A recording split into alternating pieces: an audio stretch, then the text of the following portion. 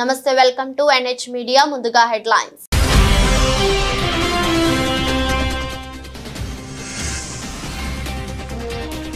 హైడ్రా పేరుతో బెదిరిస్తే జైలుకే హెచ్చరించిన హైడ్రా కమిషనర్ రంగనాథ్.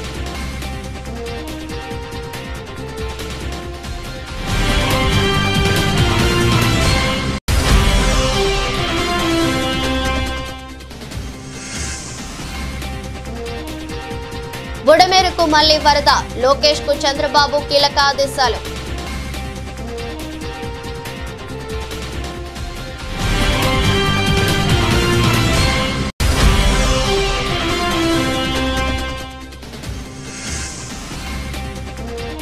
మేడారం అడవుల్లో ఘోర విపత్తు, కుప్పకూలిన 50,000 అరుదైన జాతి వృక్షాలు.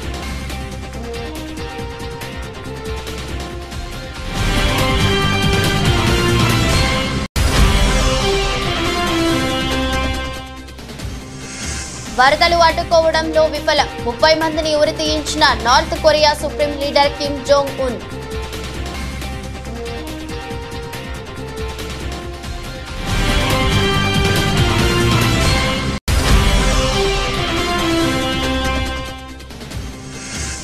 పారాలింపిక్స్ లో భారత్ కు పథకాల పంట, 20కి చేరిన మెడల్స్. ఒక్కరోజే దేశానికి 5 మెడల్స్ అందించిన ఆటగాళ్లు.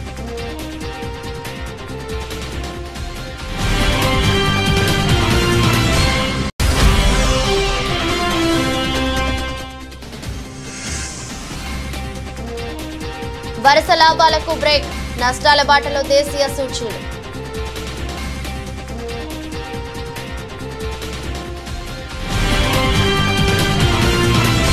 హుజూర్ నగర్ పట్టణంలోని శివాలయం సమీపంలోని కాలనీలో మంత్రి ఉత్తమ్ కుమార్ రెడ్డి సందర్శించారు. ఈ సందర్భంగా అక్కడి ప్రజలతో మంత్రి మాట్లాడారు. వర్షాల వల్ల జరిగిన నష్టం గురించి అడిగి తెలుసుకున్నారు. ఈ సందర్భంగా స్థానికులు మంత్రితో మాట్లాడుతూ చెరువు కట్ట వెంట నిర్మించిన కాలువల వల్లే ఇబ్బంది పడుతున్నారని చెప్పారు. దీంతో ఇరిగేషన్ ఏఈ శ్రీనివాస్ మీద ఆగ్రహం వ్యక్తం చేస్తూ ఆయనను వెంటనే సస్పెండ్ చేయాలని ఉన్నతాధికారులను మంత్రి ఉత్తమ్ ఆదేశించారు.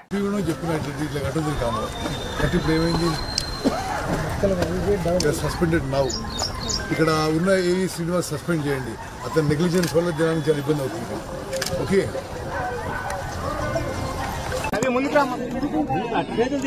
Sir sir sir sir sir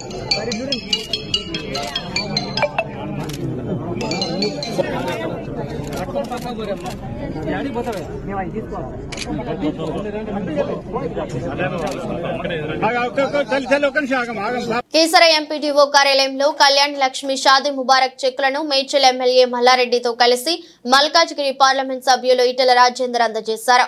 ఈ సందర్భంగా ఈటెల మాట్లాడుతూ పెళ్లిళ్లు చేసుకుని సంవత్సర కాలం పాటు ఎదురు చూస్తున్న కళ్యాణ్ లక్ష్మి చెక్కులు ప్రజలకు ఇవాళ ఇవ్వడం జరిగిందని, కళ్యాణ లక్ష్మి కార్యక్రమం ప్రారంభించినప్పుడు పెళ్లి పందిరిలోనే చెక్కులు అందజేయగలిగితే ఆడపిల్లల తల్లిదండ్రుల మీద భారం పడే ఆస్కారం ఉండదని, ఆనాడు నిర్ణయం చేసిన ఆ విధంగా అమలు అయితే బాగుండే ఆస్కారం ఉంటుందన్నారు. కొత్త ప్రభుత్వం ₹1,00,000 తోడుగా తులం బంగారం ఇస్తామని చెప్పిందో బంగారం కూడా అమలు చేస్తే బాగుంటుందని మహిళలు అందరూ కూడా భావిస్తున్నారని వ్యాఖ్యానించారు. పెళ్లిళ్ళు చేసుకొని సంవత్సర కాలంగా ఎదుర్కొంటున్నటువంటి కళ్యాణ లక్ష్మి చెప్పులు ప్రజలకు ఇవాళ పంచడం. కళ్యాణ లక్ష్మి ఈ కార్యక్రమం లాంచ్ అయినప్పుడు నాడు పెళ్లి పందిరిలోనే చెక్కు కనుక అందించగలిగితే ఆడపిల్ల తల్లిదండ్రుల మీద భారం పడేటువంటి ఆస్కారం ఉందనేది ఆనాడు మేము భావిస్తాం. కానీ అది ఆ విధంగా అమలైతే బాగుండేటువంటి ఆస్కారం ఉంది. నెంబర్ 1. నెంబర్ 2, ఈ కొత్త ప్రభుత్వం ఈ ₹1,00,000 తోడుగా ఇంకా తుల బంగారం ఇస్తామని చెప్పింది కాబట్టి ఆ తుల బంగారం కార్యక్రమాన్ని కూడా అమలు చేస్తే బాగుంటుందని మహిళలంతా కూడా భావిస్తున్నారు. ఏది ఏమైనా కళ్యాణ లక్ష్మి ఈ ₹1,00,000 కానీ రేపు వచ్చేటువంటి తులం బంగారం కానీ ఆడపిల్లల పెళ్లిళ్ళలో గొప్పగా తోడ్పాటు అందిస్తుందని భావిస్తారు. వర్షాలతో లక్షల ఎకరాల పంటలు కొట్టుకుపోయి అనేక ఎకరాలలో పంటలు మునిగిపోయి చివరికి భూమి కూడా కోతకు గురై అన్నదాతలంతా కూడా కన్నీళ్లు పెడుతున్న ఈ సందర్భంలో ప్రభుత్వం తూతూ మంత్రంగా కాకుండా ఆ రైతాంగానికి వెంటనే అసెస్మెంట్ చేసి పంటలు కొట్టుకుపోయిన వాళ్లకు, పంటలు మునిగిపోయిన వాళ్లకు, భూములు కొట్టుకుపోయిన వాళ్లకు తక్షణమే ఆర్థిక సాయం అందించాలని చెప్పి కోరుతున్నాను. నెంబర్ 2, ఇవాళ చనిపోయినటువంటి వాళ్ళకి ఒక్కొక్క కుటుంబానికి 50 లక్షల రూపాయలు చెప్పారు ఎక్స్గ్రేషియా చెల్లించాలని చెప్పి డిమాండ్ చేస్తూ ఉన్నారు. మేకలు, గొర్రెలు, కోళ్ళ ఫారాలు, తర్వాత పశు సంపద ఎక్కడ కొట్టుకుపోయింది, వాటి పట్ల కూడా సంపూర్ణంగా వాళ్ళు మొత్తం లైవ్ స్టాక్లు దివాళా తీసేటువంటి ఆస్కారం ఉంది. కాబట్టి మళ్ళీ బిజినెస్ చేసుకోవడానికి వాళ్ళకు వెసులుబాటు కలగాలంటే అసెస్మెంట్ చేసి వాళ్ళకు నష్టపరిహారం కలిగించాలని చెప్పి రెండో డిమాండ్ చేస్తున్నాం. మూడవది, ఇవాళ ఇల్లు కొట్టుకుపోయింది. ఇలా ఇల్లు సంపూర్ణంగా మునిగిపోయారు. దొంగలు పడతారని ఒక వస్తువు ఉంటే ఒక వస్తువు పోతుంది తప్ప ఇలా మునిగిపోయినటువంటి ఇళ్లలో కట్టుబట్టలతో బయటకు వచ్చింది. కాబట్టి వాటికి తూతూ మందుగా 12,000 రూపాయలు 15,000 రూపాయలు ఇచ్చి ఇంత కిరోసిన్లు ఇంత బియ్యం ఇచ్చే కార్యక్రమం కాకుండా వాళ్ళ ఇళ్లల్లో ఇలా టీవీలు కాలిపోయినాయి, ఫ్రిడ్జ్లు కాలిపోయినాయి, అనేక రకాల వస్తువులు ఖరాబ్ అయిపోయినాయి. కాబట్టి అసెస్మెంట్ చేసి వాళ్ళకు కూడా కుటుంబ పరంగా వాళ్ళ కొంత వెసులుబాటు కల్పించాలని చెప్పి మేము డిమాండ్ చేస్తా ఉన్నాం. అదేవిధంగా ఇవాళ ఎవరి అయితే శాశ్వతంగా ఈ కాలువలలో మునిగిపోయాయో, వాగులలో మునిగిపోయాయో వాటిని సర్వే చేయించి వాళ్ళకు దూర ప్రాంతాల్లో ఎక్కడైనా ప్రభుత్వమే ఇల్లు కట్టిస్తే వాళ్ళకు వెసులుబాటు ఉంటుందని మేము భావిస్తూ ఉన్నాం. అదేవిధంగా ఇవాళ ఈ వరదల సందర్భంగా ఎక్కడెక్కడైతే రోడ్డు కొట్టుకుపోయినాయి, ఎక్కడెక్కడైతే మొత్తం చెల్లు పడిపోయాయో యుద్ధ ప్రాతిపదిక పైన అవన్నీ సమస్యలు పరిశీలించాలని. ఆంధ్రప్రదేశ్లో 4 రోజులుగా భారీ వర్షాలు పడుతున్నాయి. వానలు కుండపోతగా కురుస్తుండటంతో విజయవాడలోని బుడమేరు పొంగి ఉధృతంగా ప్రవహిస్తుండటంతో పలు కాలనీలు జలమయమయ్యాయి. దీంతో ప్రజలు నరక యాతన పడుతున్నారు. ఏపీ ప్రజలు సహాయక చర్యలను ముమ్మరం చేస్తుంది. ముఖ్యమంత్రి నారా చంద్రబాబు నాయుడు క్షేత్రస్థాయిలో పర్యటించి వరద బాధితులకు ధైర్యం చెబుతున్నారు. మంత్రులు కూడా బాధితులకు అండగా నిలుస్తున్నారు. 4.5 గంటల పాటు వరద ప్రభావిత ప్రాంతాల్లో సీఎం చంద్రబాబు ఈరోజు విస్తృతంగా పర్యటించారు. వాహనాలు వెళ్లలేని ప్రాంతాలకు జేసీబీల ద్వారా బాధితుల ఇళ్ల వద్దకు వెళ్లి కష్టాలను సీఎం చంద్రబాబు తెలుసుకున్నారు. భవానీపురం నుంచి సితారా centre, కబేలా centre, Jakkampudi, Bombay colony, Ambapuram, Kandrika, సున్నా, ఇన్నర్ రింగ్ రోడ్డు ప్రాంతాల్లో సీఎం చంద్రబాబు పర్యటించారు. వరద బాధిత ప్రాంతాల్లో అందుతున్న సాయాన్ని పర్యవేక్షించి ప్రజలకు ముఖ్యమంత్రి చంద్రబాబు ధైర్యం చెప్పారు. దాదాపు 22 కిలోమీటర్ల మేర జేసీబీ పైనే ముఖ్యమంత్రి చంద్రబాబు ప్రయాణించారు. అదే మరిగా కొండే బాధితులు కోరుతున్నా, మీరు కూడా తొందరపడాల్సిన పని లేదు. అందరికీ న్యాయం చేస్తాం. ఇప్పటికే మీరు చూశారు, 3వ రోజు చరిత్రలో ఇంత పెద్ద విపత్తు ఎప్పుడు రాలేదు. కానీ ఆ విపత్తును ఆదుకోవడం కూడా ఎంత సమర్థవంతంగా చేసామో మీరు చూశారు. ఈరోజు ఒక ముఖ్యమంత్రిగా మీరు చూస్తే ఒక 4.5 గంటలు ప్రొక్లైన్లో వెళ్ళానంటే నాకు వాస్తవ పరిస్థితులు ఎక్కడైతే జరుగుతున్నాయో అక్కడికి పోవాలంటే వేరే మార్గం లేదు. నేను హెలికాప్టర్లు వెళ్ళొచ్చు, కానీ హెలికాప్టర్లు వెళితే పైన చూసేదానికి అవకాశం ఉంటుంది. డెప్త్కి పోలేం. డెప్త్కి పోవాలంటే ప్రజలతో ఇంటరాక్ట్ అయితే తప్ప సాధ్యం కాదు. అందుకని రోడ్డు మీద వచ్చి నేను చూశాను. రిమోట్ ఏరియాస్కి ఎవ్వరూ పోలేని ప్లేసెస్ కూడా వెళ్ళాను ఈరోజు. అవన్నీ కూడా స్టడీ చేశాను. ఆ విషయాలని మా వాళ్ళతో షేర్ చేసుకున్నాను. మా వాళ్ళు కూడా చాలా వరకు ఆల్ అడ్మినిస్ట్రేషన్ మొత్తం గ్యారప్ అయ్యారు. రేపు ఎల్లుండో మీకు చాలా వరకు నార్మల్సీ తేవడానికి సర్వ విధాల ప్రయత్నం చేస్తున్నాం, తీసుకొస్తాం. హైడ్రా చీఫ్ రంగనాథ్ నాకు బాగా క్లోజ్. 20 లక్షలు ఇస్తే హైడ్రా బుల్డోజర్లు మీ నిర్మాణాల జోలికి రాకుండా చూస్తా, లేదంటే కూల్చేయిస్తా అంటూ బెదిరింపులకు పాల్పడుతున్న ఓ వ్యక్తిని పోలీసులు అరెస్ట్ చేశారు. సామాజిక కార్యకర్తని, సామాజిక సేవకుణ్ణని చెప్పుకుంటూ విప్లవ్ సిన్హా అనే వ్యక్తి అమీన్పూర్ లో బిల్డర్లను బెదిరించాడు. తనకు డబ్బులు ఇవ్వకుంటే మీడియాలో మీ నిర్మాణాల గురించి అసత్యాలు రాయించి హైడ్రాకు ఫిర్యాదు చేస్తానని హెచ్చరించాడు. దీంతో బిల్డర్లు పోలీసులను ఆశ్రయించారు. ఈ విషయం హైడ్రా చీఫ్ రంగనాథ్ దృష్టికి తీసుకెళ్లారు. దీనిపై రంగనాథ్ స్పందించారు. హైడ్రా పేరుతో కానీ అధికారుల పేరుతో కానీ బెదిరింపులకు పాల్పడితే జైలు శిక్ష తప్పదని హెచ్చరించారు. చెరువుల ఆక్రమణలను తొలగిస్తూ ప్రజల అభిమానం చూరగొన్న హైడ్రాపై తప్పుడు ప్రచారం చేస్తే ఊరుకోబోమని చెప్పారు. హైడ్రా విభాగాన్ని నీరుగార్చేలా చేస్తున్న అధికారులను తప్పుదో పట్టించాలని ప్రయత్నించినా కఠిన చర్యలు తీసుకుంటామని వార్నింగ్ ఇచ్చారు. తమ పేరుతో ఎవరైనా బెదిరింపులకు పాల్పడితే పోలీసులను, ఏసీబీ అధికారులను సంప్రదించాలని రంగనాథ్ విజ్ఞప్తి చేశారు. ఈ విపత్కర సమయంలో వరద సహాయక కార్యక్రమాలకు తన వంతుగా ప్రభుత్వానికి 1 కోటి సాయం ఇస్తానని డిప్యూటీ సీఎం ప్రకటించారు. 1 కోటి చెక్ను బుధవారం సీఎం చంద్రబాబును కలిసి అందిస్తానని ప్రకటించారు. ప్రధానంగా వరద ప్రాంతాలకు తాను వస్తే ప్రజలకు సహాయక చర్యలకు ఇబ్బందులు వస్తాయని, తాను అడ్డమైపోతానని అధికారులు చెప్పారని, అందుకే తాను వారి సూచనల మేరకు ఆగిపోయానని డిప్యూటీ సీఎం వెల్లడించారు. వాళ్ళు నిర్ణయం తీసుకున్న తర్వాత వరద ప్రభావిత ప్రాంతాలకు వెళ్తానన్నారు. ఇలాంటి విపత్కర పరిస్థితుల్లో ప్రజలకు సహాయపడాలే తప్ప ఇబ్బందులు సృష్టించకూడదన్నదే తన అభిమతమని చెప్పారు. తాను వ్యక్తిగతంగా కనిపించకపోయినా పంచాయతీరాజ్ శాఖ అధికారులతో కలిసి పనిచేస్తున్నానన్నారు. నేను ప్రత్యేక పరిస్థితుల్లో ఉన్నాను.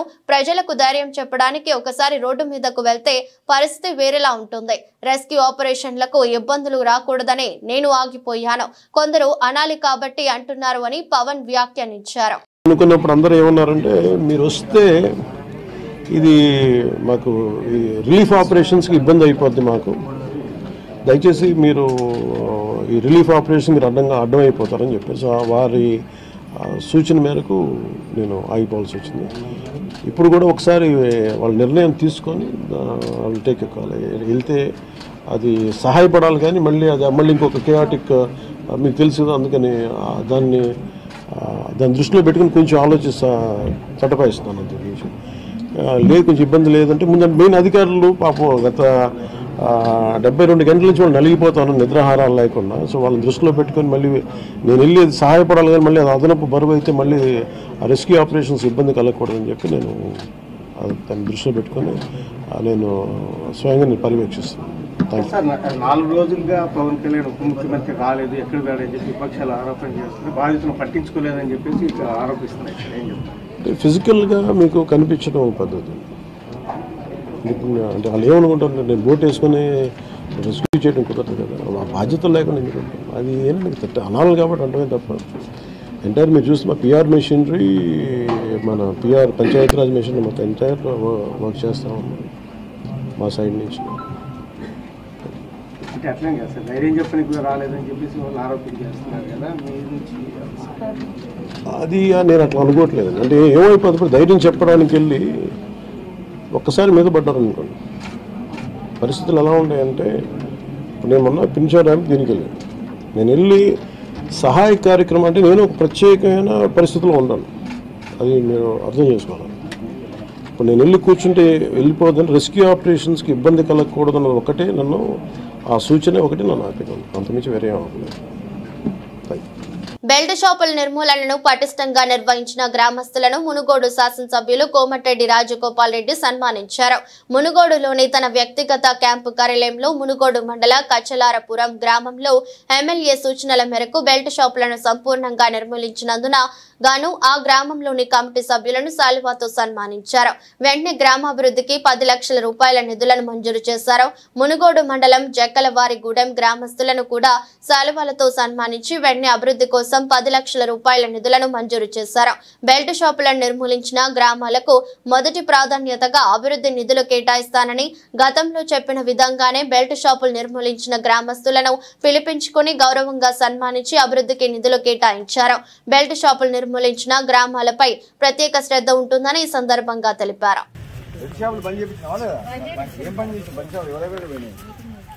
మీటింగ్ పెట్టిరా, ఇల్లు తిరిగిందా, అంతకుముందు పెళ్లి షాపులు ఉండేది మీ ఊళ్ళో 2 బంద్ అయినాయి.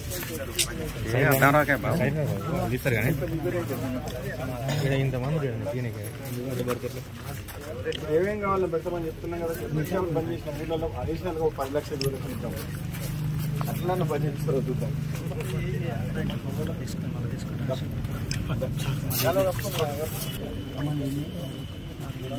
తీస్తున్నావారా ఎందుకు మాట్లాడతాం?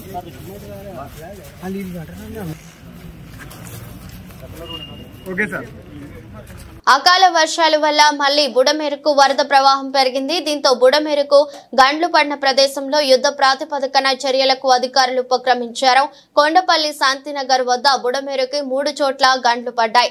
200 మీటర్ల మేర గండ్లు పడటంతో కవులూరు, ఈలప్రోలు, రాయనపాడు, సింగినగర్ మీద బుడమేరు విరుచుకుపడింది. వరద ఉధృతి తగ్గడంతో ఇరిగేషన్ అధికారులు గండ్లను పూడుస్తున్నారు. గండ్లు పడడానికి ప్రధాన కారణం గత వైసీపీ ప్రభుత్వంలో అక్రమ మట్టి తవ్వకాలేనని రైతులు అంటున్నారు. ప్రజలంతా అప్రమత్తంగా ఉండాలని అధికారులు సూచిస్తున్నారు. మరోవైపు బుడమేరుకు పడిన గండ్లు పూడ్చివేత కార్యక్రమాలను పర్యవేక్షించాల్సిందిగా మంత్రి లోకేష్ ను సీఎం చంద్రబాబు ఆదేశించారు. బుడమేరు కుడి ఎడమ ప్రాంతాల్లో పడిన గండ్లు గురించి నారా లోకేష్ అధికారులను అడిగి పూర్తి వివరాలు తెలుసుకున్నారు.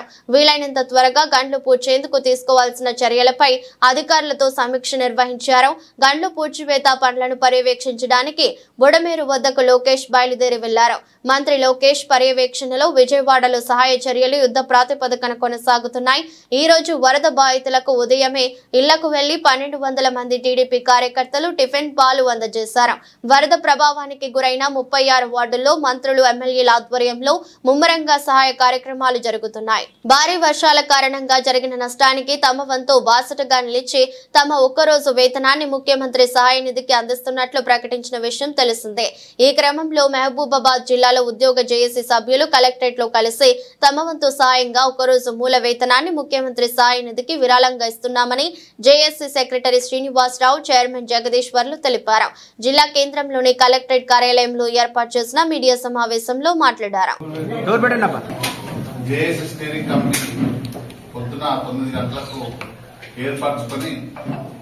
చాలా మంది ప్రజలు ఇబ్బందికరంగా వరదల్లో కొట్టపోయే పరిస్థితులు చూసాం. ఖమ్మంలోనైతే చాలా ఘోరమైన పరిస్థితి ఉంది. ఇంతకుముందు మేము చూస్తుంటే చాలా చెరువులు తెగిపోయినాయి, చాలా కుంటలు తెగిపోయినాయి, అలాగే రోడ్లు కూడా చెడిపోయినాయి. ఈ సందర్భంలో మా జేఏసీ అన్ని బాగా సమపక్షాలు అందరూ 205 సంఘాలు ఇలా అందరూ స్టీరింగ్ కమిటీ ఏర్పాటు చేసుకుని ప్రభుత్వానికి చేదోడు వాదోడుగా ఉండాలి. ఎందుకంటే ప్రజలంతా సుఖ సంతోషాలు ఉంటుంది, ఇలా ఉద్యోగంలో ఉంటాం.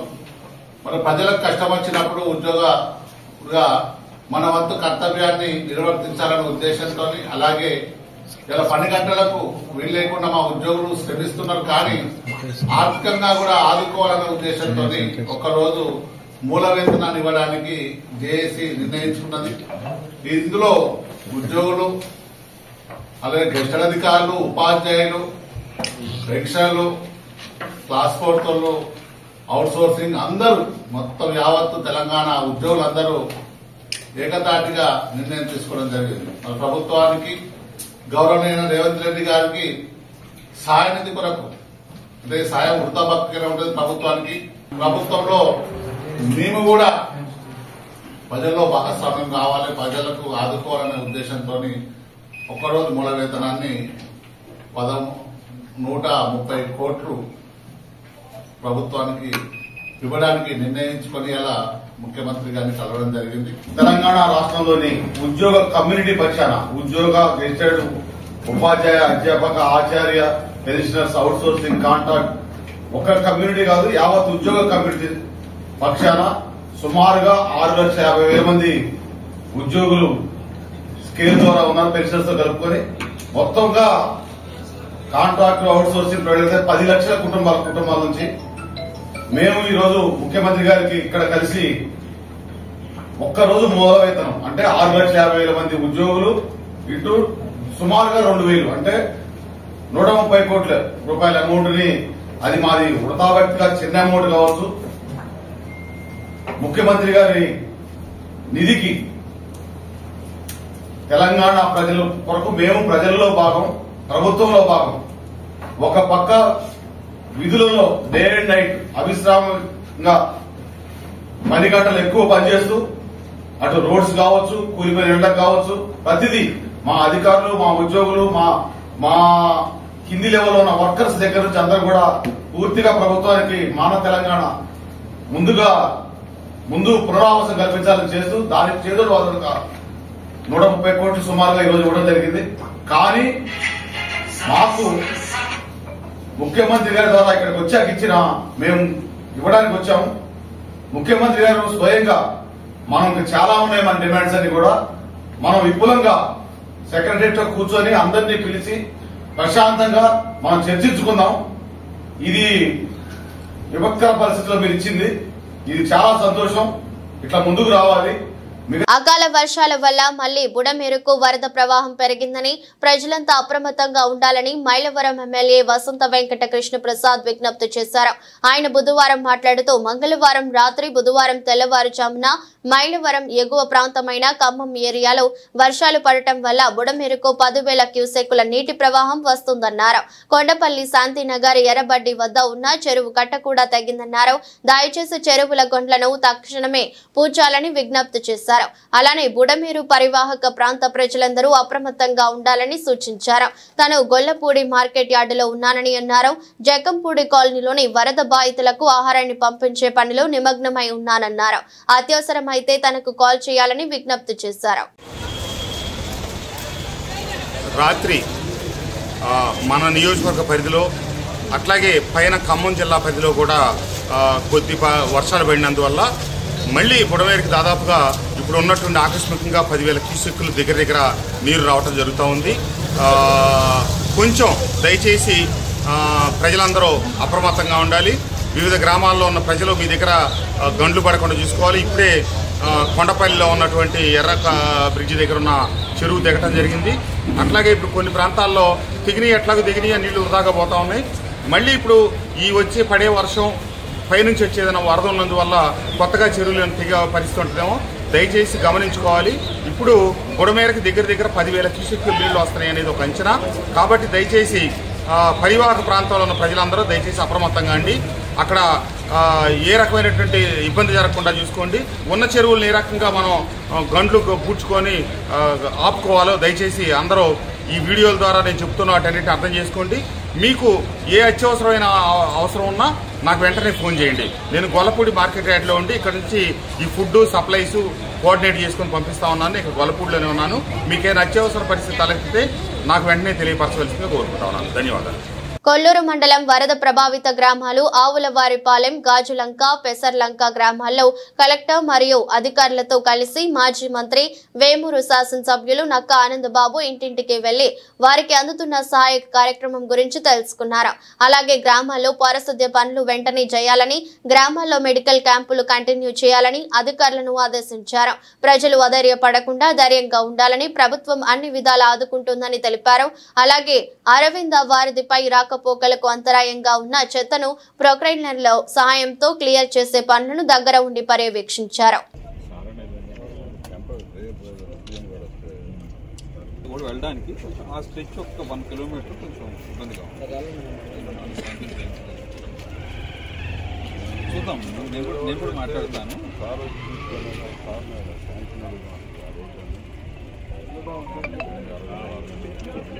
ఇది ప్రోగ్రాంలో కూడా నేను పెడుతున్నాను. ఎందుకంటే ఇది లేకపోతే కొత్తగా చూడడానికి ఇక్కడ శ్రీశైలం జల విద్యుత్ కేంద్రంలో ప్రమాదం చోటు చేసుకుంది. పవర్ హౌస్ లో బుధవారం భారీ పేలుడు శబ్దం వినిపించింది. దీంతో వెంటనే అప్రమత్తమైన అధికారులు విద్యుత్ ఉత్పత్తిని నిలిపివేశారు.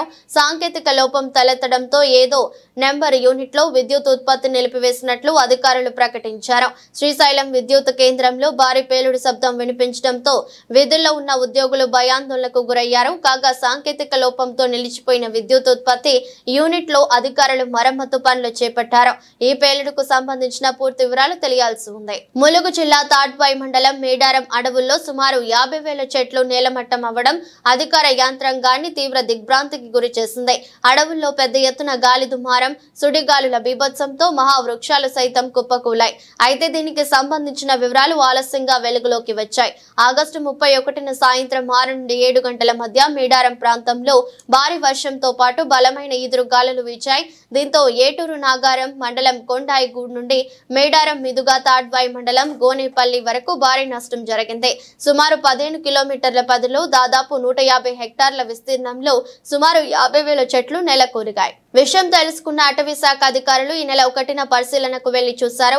అక్కడి దృశ్యాలను చూసి వారు షాక్ గురయ్యారు. టోర్నడో లాంటి బలమైన సుడిగాలులే ఈ స్థాయిలో చెట్లను కూల్చివేస్తాయని వాతావరణ నిపుణులు అంటున్నారు.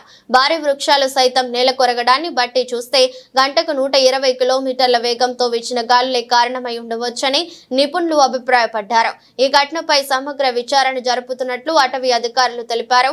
జిల్లా ఫారెస్ట్ అధికారి రాహుల్ జావేద్ ఆధ్వర్యంలోని బృందం ఉపగ్రహ ఉపగ్రహ డేటా భారత వాతావరణ శాఖ, IMD national remote sensing centre NRSC తో కలిసి పరిశీలన జరుపుతోంది. CCF ప్రభాకర్ తో కలిసి DFO మంగళవారం తాడ్వాయ్ మేడారం అడవుల్లో నేలమట్టమైన చెట్లను పరిశీలించారు. నార్త్ కొరియాను గత నెలలో వర్షాలు ముంచెత్తాయి. దేశంలోని చాలా ప్రాంతాల్లో వరదలు వచ్చాయి. సుమారు 4,000 మంది చనిపోయారని, 5,000 మందికి పైగా నిరాశ్రయులుగా మారారని ఆ దేశ అధికారిక మీడియా సంస్థ వెల్లడించింది. వరద ప్రభావిత ప్రాంతాల్లో స్వయంగా పర్యటించిన North Korea supreme leader Kim Jong Un వరదలను అడ్డుకోవడంలో విఫలమయ్యారంటూ 30 మంది ఉన్నతాధికారులను ఉరితీయించారు. దేశానికి ప్రజలకు తీవ్ర నష్టం వాటిల్లడానికి కారణమయ్యారని, వారిని మరణశిక్ష విధించినట్లు తాజాగా పలు అంతర్జాతీయ మీడియా సంస్థలు కథనాలు వెలువరించాయి. వరదల్లో చిక్కుకున్న ప్రాంతాల్లో అధ్యక్షుడు కిమ్ జోంగ్ ఉన్ స్వయంగా పర్యటించారు. మోకాలు లోతు నీటిలో తన కారులో ప్రయాణించిన కిమ్ వరద నీటిలో బోటుపై వెళ్లారు. వరదల తీవ్రతను, ప్రజలపై వాటి ప్రభావాన్ని స్వయంగా చూశారు. ఈ భారీ విపత్తు నుంచి కోలుకొని తిరిగి నిర్మాణాలు చేపట్టడానికి 2-3 నెలలు పడుతుందని అధికారులు తెలిపారు.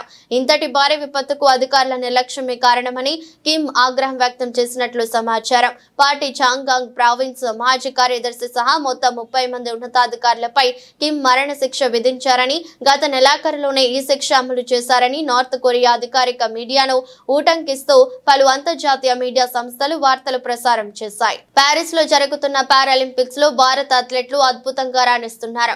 దేశానికి పతాకాలు పంట పండిస్తున్నారు. షూటింగ్ లో మొదలైన పతాకాల వేట అదే జోరులో కొనసాగుతోంది. మంగళవారం ఒక్కరోజే దేశానికి 5 పతకాలు వచ్చాయి. దీంతో దేశానికి వచ్చిన పతకాల సంఖ్య 20కి చేరింది. 2021లో టోక్యోలో జరిగిన పారాలింపిక్స్ గేమ్స్ లో భారత అథ్లెట్లు 19 పతకాలు సాధించి రికార్డు సృష్టించాయి. తాజాగా ఈ రికార్డు బద్దలైంది. ఇంకా 4 పోటీల్లో భారత అథ్లెట్లు పాల్గొనాల్సి ఉండటంతో దేశానికి మరో 5 పతకాలు వచ్చే అవకాశం ఉందనే అభిప్రాయాలు వ్యక్తమవుతున్నాయి. ఇప్పటి వరకు ఇండియాకు 3 స్వర్ణాలు, 7 రజతం, 10 కాంస్య పతకాలు వచ్చాయి. మంగళవారం జరిగిన పోటీల్లో తెలుగు తేజం మహిళల 400 మీటర్ల పరుగు పందెంలో 3వ స్థానంలో నిలిచి కాంస్యం అందుకున్నారు. ఇక ఆర్చరీలో పూజా ఖన్నా క్వార్టర్ ఫైనల్స్ లో వెనుదిరిగారు. జువెలిన్ త్రో అజిత్ సింగ్, సుందర్ గుర్జార్ అద్భుతమైన ప్రతిభ చూపి వరుసగా 2, 3 స్థానాల్లో నిలిచారు. దీంతో భారత్ కు మరో రజతం, కాంస్య పతకాలు వచ్చాయి. పురుషుల హై జంప్ పోటీల్లో శరత్ కుమార్ రజత పతకం సాధించగా మరియప్పన్ దంగవేలు కాంస్య పతకాన్ని సాధించి పెట్టారు. మొత్తంగా 20 పతకాలతో ప్యారిస్ పారాలింపిక్స్ లో భారత్ 17వ స్థానంలో నిలిచింది. వరుసగా లాభాలు అందుకుంటూ దూసుకుపోతున్న దేశీయ సూచీలను బ్రేక్ పడింది. అంతర్జాతీయ పలు ఉద్రిక్తతలు, ప్రతికూల సంకేతాల కారణంగా దేశీయ సూచీల నష్టాల బాట పట్టాయి. అమెరికా మార్కెట్లు మంగళవారం నష్టాలు మూటగట్టుకున్నాయి. ఆ ప్రభావం నేడు ఆసియా సూచీలపైన పడింది. దీంతో భారత స్టాక్ మార్కెట్లు కూడా నష్టాలతో మొదలయ్యాయి. ఉదయం 9:50 సమయంలో సెన్సెక్స్ 516 పాయింట్ల నష్టంతోనూ, నిఫ్టీ 167 పాయింట్ల నష్టంతోనూ కొనసాగుతున్నాయి. మంగళవారం ముగింపు తో పోల్చుకుంటే దాదాపు 700 పాయింట్ల నష్టంతో 81,845 వద్ద ప్రారంభమైన సెన్సెక్స్ ఆ తర్వాత కొద్దిగా కోలుకుంది. ప్రస్తుతం 9:50 సమయంలో 516 పాయింట్ల నష్టంతో 82,038 వద్ద ట్రేడ్ అవుతోంది. మరోవైపు నిఫ్టీ కూడా నష్టాల్లోనే కొనసాగుతుంది. దాదాపు 200 పాయింట్ల నష్టంతో రోజును ప్రారంభించింది. ప్రస్తుతం 9:50 సమయంలో 154 పాయింట్ల నష్టంతో 25,124 వద్ద కొనసాగుతోంది. సెన్సెక్స్ లో Asian Paints, Hindustan Petroleum, Max Financials, Balrampur Chini షేర్లు లాభాల్లో కొనసాగుతున్నాయి. FNCs, Coal India, Coforge Limited, LTI, Mindtree నష్టాల్లో ఉన్నాయి. BSE మిడ్ క్యాప్ ఇండెక్స్ 150 పాయింట్ల నష్టంతో ట్రేడ్ అవుతుంది. బ్యాంక్ నిఫ్టీ 339 పాయింట్ల నష్టంతో కొనసాగుతోంది. డాలర్తో పోలిస్తే రూపాయి మారకం విలువ 83.95గా ఉంది. వార్తలు ముగించే ముందు మరోసారి హెడ్లైన్స్.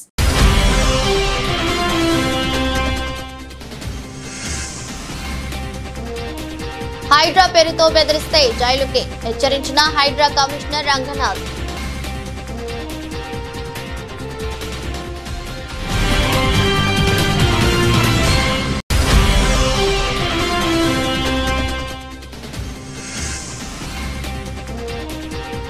బుడమేరుకు మళ్లీ వరద, లోకేష్ కు చంద్రబాబు కీలక ఆదేశాలు.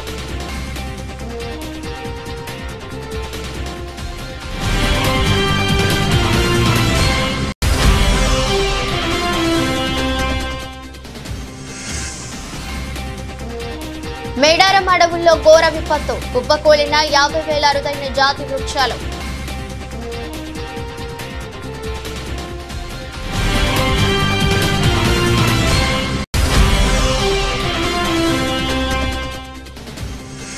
వరదలు అడ్డుకోవడంలో విఫలం 30 మందిని ఉరి తీయించిన North Korea supreme leader Kim Jong ఉన్.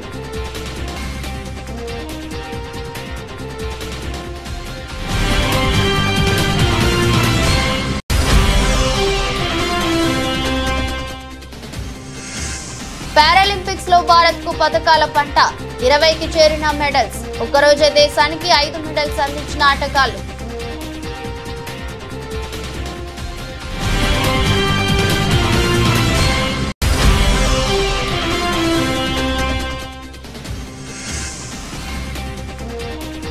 వరుస లాభాలకు బ్రేక్ నష్టాల బాటలో దేశీయ సూచీలు.